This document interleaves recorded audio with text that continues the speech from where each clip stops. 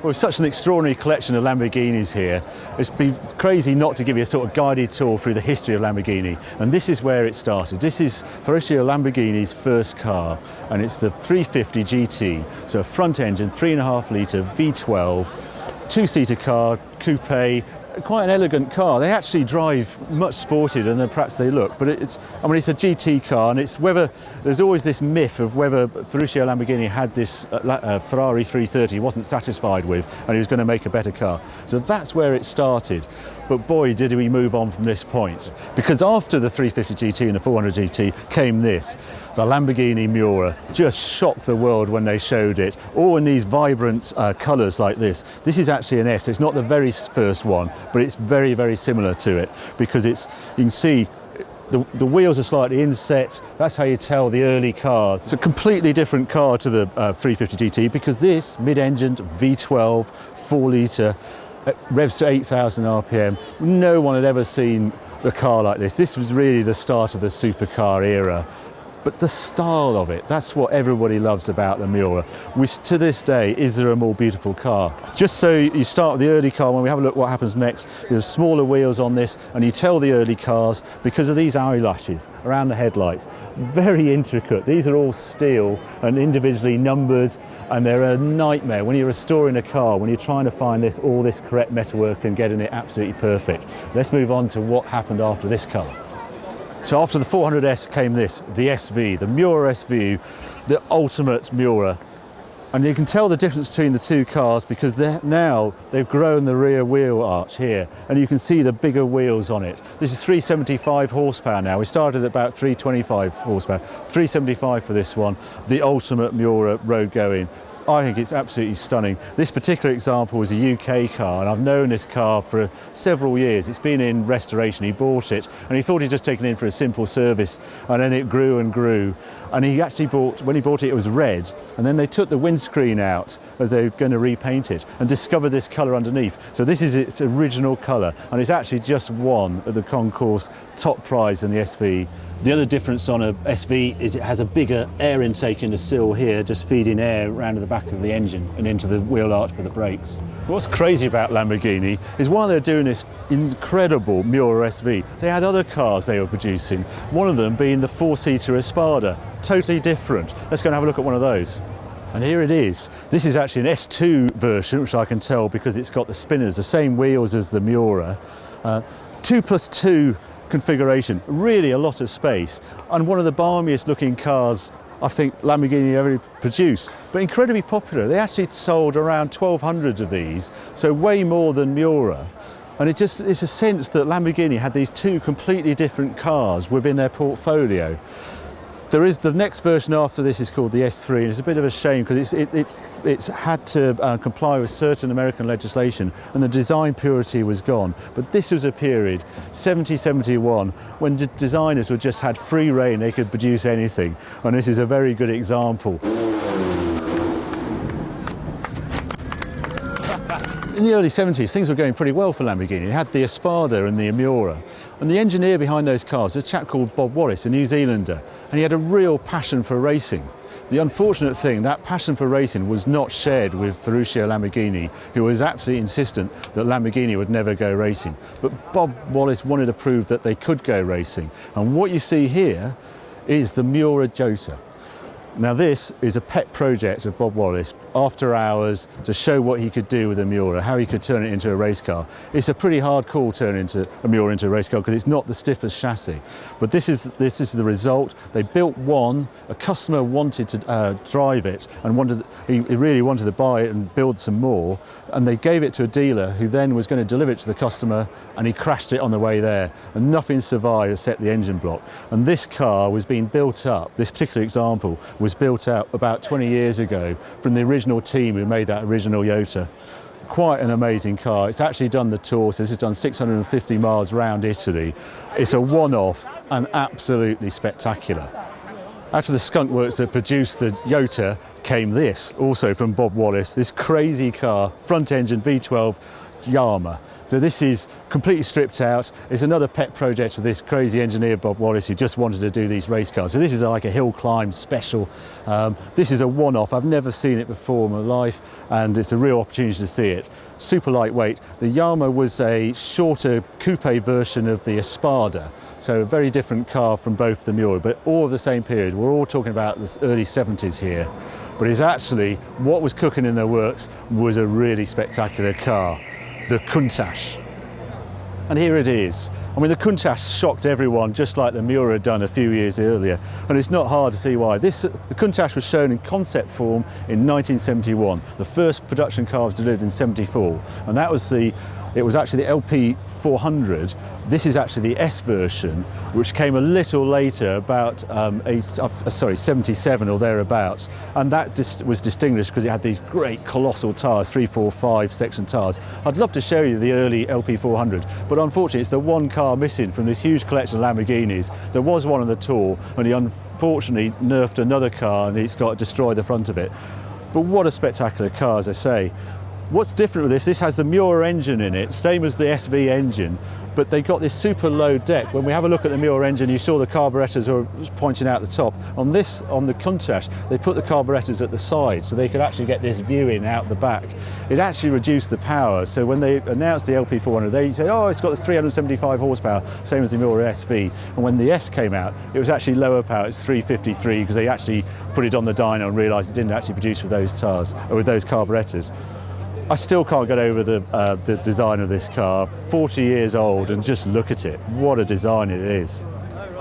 But one of the things people don't realise with these early Countach is they're even lower than the later cars. So this internally in the Countach clans is known as the low roof examples, so the 400 and 400S. And what we moved to next, arrived in 1981, is the 5000S. And not only did it have a bigger engine, a 4.7 litre engine, they actually increased the cockpit size by about 30 mil. And you can't tell until you put them side by side, but the angle of the front screen is slightly more tipped up, all the doors are slightly bigger. But the thing about the Countach, Bob Wallace wanted this to be a racing car.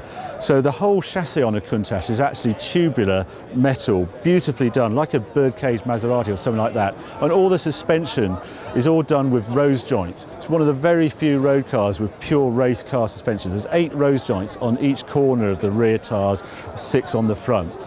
Very, very different to the Miura. This is a super stiff chassis that really could go racing. Just want to show you the engine on this example, because this actually won its class at this concourse today. You don't often find as tidy an engine bay as that in a 5000S. It's beautifully prepared. It's all been around the rally, so it's done around 1,000 miles, but just look at that for a most perfect engine bay.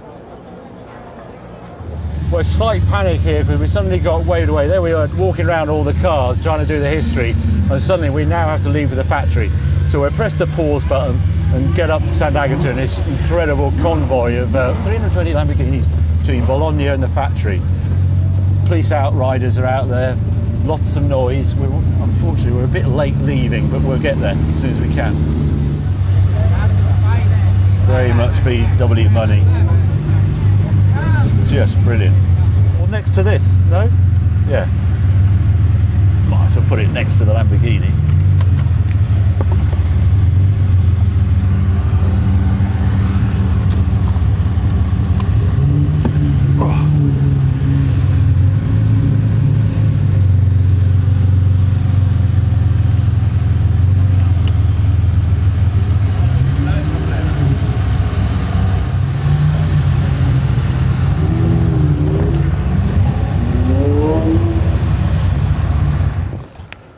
Okay, well, we're now at the Lamborghini Factory. Sorry about the interruption. We'll continue with the history. And very conveniently, the next car in line after the Countach 5000S is this, the Countach Qv. And this is a real step jump in horsepower in Countach land.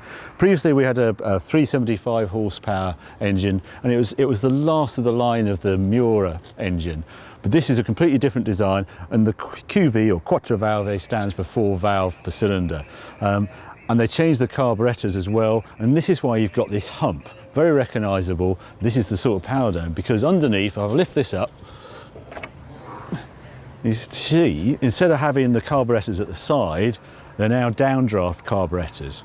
And this big change, this much better breathing of the 4-valve head and the carburetors pushed the power from 375 to 455 horsepower on this example. I'm told Valentino Barboni did actually tell me some of them were actually producing near 475, 480 horsepower. And the big change with this engine, they knew they had to do something because back at Ferrari, they had the Testarossa coming, they'd heard it, and they knew it was still in development and they needed something really special for their aging Countach, because this thing had been in production when this came out in 85. Oh, it's about 10, 11 years, so it was aging. They needed something special, and it really delivered the goods. This was dramatically faster than any other Countach before it because of the horsepower it got. And there was, yeah, it was a famous test in the UK, Tony Dron, and they managed to get a two-way average of 190 miles an hour. Everybody's a bit suspicious whether that was really right, but it's, having driven both cars, there's a big difference. Something I haven't discussed is, we look at this one, is the wing. You often see a wing on the back of a Countach. Mine actually came with a wing in the first instance. And Valentino was telling me about this wing, the story behind it. There was a chap called Walter Wolf. He had an F1 team, Wolf Racing, in the 70s. He had one of the early 400S, and he put one of the wings off his F1 cars on his Countach. And it looked like this, and everybody said, "Oh, that's amazing." And one of the guys who thought it looked amazing was the producer of the film Cannonball. And he says, "That's the car we're going to use in my film Cannonball." So they got one. Lamborghini said, "But the wing is being put on by a customer." And they said, "Don't worry, it looks too cool, we want one of those cars." And as soon as it appeared in the film, of course, every other customer of a new Countach wanted a wing as well. So Lamborghini had to set a factory up to produce these wings, but they never homologated it, because the last thing a Countach actually needs is a wing on the rear, because if it suffers from anything, it's got lift at the front. And you put a wing on the back, which is further behind the rear wheels, you just get more lift at the front. So Lamborghini made sure that this did nothing. All it adds is drag.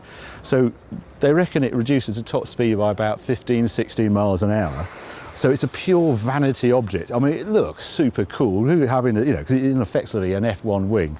But I took it off my car because I just couldn't cope with this thing that actually sort of dominates the design, does absolutely nothing apart from slowing you down by 15, 16 miles an hour. Anyway, after the QV came the Anniversary. We're going to have a look at one of those down here. We're just on our way to where the Anniversary is, but I thought I'd show you this one because I didn't realise this one was here. This is quite rare. This is what they did for the US. So this is the Quatro Valve, but it's injection. You'll notice that it's completely different on the top. It has a different tops to the engine cover because, as the name suggests, carburetors could no longer pass US regulations by the late 80s, so they had to do this injection model. Slightly lower horsepower, it's about 420 horsepower thereabouts. Very smooth running. They're quite well like these cars. They just don't quite have that punch, and obviously don't have the pops and bangs that the carburetor versions like mine sort of produce all the time. And you can also tell them because the exhaust come out vertically rather than sort of pointing upwards. That's getting a bit anaraki, so I better stop there and we'll move on to the Anniversary. Well, we're still looking for the elusive Anniversary Countach. There's another variant I'll just show you here for true Countach anoraks. This is called the 88.5, and you can tell an 88.5 because of these side sills. Instead of having the sills that sort of wrap round, they've got these ones with the straights to feed extra air into the rear wheel arch and to sort of help cool the brakes and things. Very rare, about 15, 16 right-hand drive cars like that. Anyway, we'll continue looking for the Anniversary. Right, found it. Here it is, Countach Anniversary, built to celebrate their 25 years of Lamborghini. And it's quite different, as you can see. It's basically the Quatro Valve. Mechanically, it's near identical. There is rumour, and that's all it is, that it's slightly wider track, slightly different the rear suspension. But fundamentally, it's still the Quatro Valve with the carburettor dome, etc. But what's changed? They've added this crash structure, and it's really quite sad because it's such a statement on the Countach. Those big, that sort of rear lights and the flat front, and they had to build in a bumper as well that went beyond the exhaust pipes. And also, there's always, while they thought, well, while we're about it, we'll just have a look at the cooling of it. And so they added these strakes here, this completely different air box, because the vertical radiators are here, and just to vent air out as well, and a bit more air out of the engine bay. And it sort of didn't really help the looks. Nobody says it's really their favourite Countach. The sad Well, the fact is, behind all this, this is the most sorted Countach of them all. And it's one of those little sleepers sitting in the classifieds. I do wonder if some people are going to either clean these up and make it look like a Quatro Valve, or continue the anniversary, because it's the most sorted Countach out there. And therefore it should actually be one of the favourite, because it's one of the best to drive. Now, this sort of finished, the last one was built in 1990, and then another sea change happened at Lamborghini, which we'll get to next. And here we are, we get to the Lamborghini Diablo. Big changes here. Engine grew from 5.2 in the Countach to 5.7 litres here. Horsepower, 500 horsepower. And it's actually a bigger car altogether. Again, the safety regulations were coming in. The Countach, you've got to remember, was actually arrived in 71, shown in concept form, first customer 74. So it had lived a long life, but this was their new sports car. This was Lamborghini's future. And it's one of the big changes with it. Obviously it's longer, it's a bit wider, it's quite a lot heavier. It hasn't got that delicacy in the chassis that the Countach had. But it added, as we'll see in later iterations, it went on and became a pretty special car. Really dramatic forward cabin design, the sloping glass on it, coming down, you're sitting really forward, that big V12 at the back. No power steering, which is just a nightmare on these cars, and this big dash binnacle. You can almost have to peer over it when you have a look inside. Really heavy clutch as well. Quite a brutish car. Everybody loved the design of it, but it was quite hard work to drive this. But they had lots of things up their sleeve, as we'll get to, and we'll have a look at some of the other cars. But this was a big revolution for Lamborghini when the Diablo arrived in 1991. So after the Diablo arrival in 1991, Lamborghini didn't make many changes until 93, and this arrived on the back of your Lamborghini, VT. VT was viscous coupling, and it was the four-wheel drive system Lamborghini introduced to harness all that horsepower generated from the 5.7 litre engine. They also made some other changes. They put power steering on and revised the dash, set the dash lower. But there's a really exciting car they had in the wings, the SE30, and that comes next. Another anniversary model of the SE30, 30 years of Lamborghini now, and they knew that the Diablo was suffering a bit because it was quite heavy. It was the one thing over the Countach, it gained about 200 kilos or thereabouts. So this was their attempt to make a lighter weight Diablo. And it's pretty extreme really. They did away, for example, the electric windows are gone. All you got was these little tiny electric lights here, just plastic windows here. That's all you got, ventilation. Air conditioning it went back to two-wheel drive. No power steering, and the engine was increased to 530 horsepower. So a real hardcore sort of race car, this car. 28 were converted to Yota spec, and you can spot those. This one isn't one, but they have air intakes here, and they were just pure race car. They were up to close to 595 horsepower from the 5.7 litre engine. So a very extreme car indeed. I mean, this is pretty mental, this one. I haven't seen any Jotas here, but perhaps we'll find them. Right. So we're in 94 here, let's move to 95. Okay, now we're in 95 and one of my favourite Diablos arrives. This is the Diablo Sv, and they again had a rethink of what the Diablo should be and just made it a bit more sporty, but actually made it less expensive as well, which is a rare combination. So the Sv still had the 5.7 litre engine, 517 horsepower, but they made it a bit lighter. It's a bit stripped out inside, and they had shorter gearing. They did away with trying to chase 200 miles an hour, so it's more accelerative. And then it also has this great engine top, which is from the Jota Sports. So you have these two intakes sort of peering over top of the cabin. And I have to say, this is still a sleeper in the classified, but it's my tip for the top. Diablo Sv, superb driving machine, two-wheel drive, a really good Diablo, and underrated. Well, the late 90s was a really quite exciting time in Lamborghini's history, because in 98, VW bought Lamborghini and they really started to invest in the brand. And also the Diablo had another sort of midlife reshape. It had these new lights, they're having pop-up lights. It actually got these lights, it gave it a bit of a face, and it also got a revised dash inside. And straight after, this is one of the last SVs made, is how you recognise these lights. But straight after this, a really exciting Diablo arrived. And there's one over here I want to show you. Now we get to the Diablo Gt, which is basically that Diablo Sv on drugs. You can see it's completely different at the front, this sort of section here, so it really feeds the radiator in the front. But the big change here, the engine grows from 5.7 litre to 6 litres, 575 horsepower, carbon everything. They're really trying to lighten this car. They only produced 80 of these monsters, and they were true monsters to drive with that amount of horsepower going through the rear wheels. Huge great scoops above the cockpit as well. A very, very special car and very collectible today. So after the SV and the GT in '99 came this. Arrived in 2000. This is the 6-litre Diablo. So it gets the same 6-litre engine as we saw in the GT, introduced in the GT, slightly down-tuned to 550 horsepower. Four-wheel drive is back, but it's just the influence of VW Audi. They're really upping the quality of Lamborghini, and this one really surprised us when we first drove this car. This was a very polished Diablo, and today are very sought after, and it's dead easy to understand why, because it sort of looks super clean, but really does drive very nicely. So after the 6-litre Diablo comes a big change. There's a new designer in at Lamborghini, Luc Donkervoort, and a brand new look for Lamborghini. And here we are, the arrival of the Murcielago, a completely reskinned Diablo. A really good design. Luc Donkervoort did the design, and when you think there's nothing really different under the skin, I think it looks terrific, because it looks so different to the Diablo, but looks modern and fresh and definitely Lamborghini. Luc Donkervoort said to me that he was teased by Valentino. He said, he asked Valentino if he liked the design, and he came back, he says, it's the mechanicals that matter on a Lamborghini, you just design the engine cover. And so it's sort of a slight put down, but I think it was a great design. I'll show you some of the key sort of design features that made this car look so different to the Diablo. First of all, we have the projector headlights at the front, the rear, this sort of very clean sweep, and this huge intake coming in at the bottom there with an oil cooler behind it. Sort of subtle badging, and this was air intakes that sort of rose up and went down again, just much tidier around the back.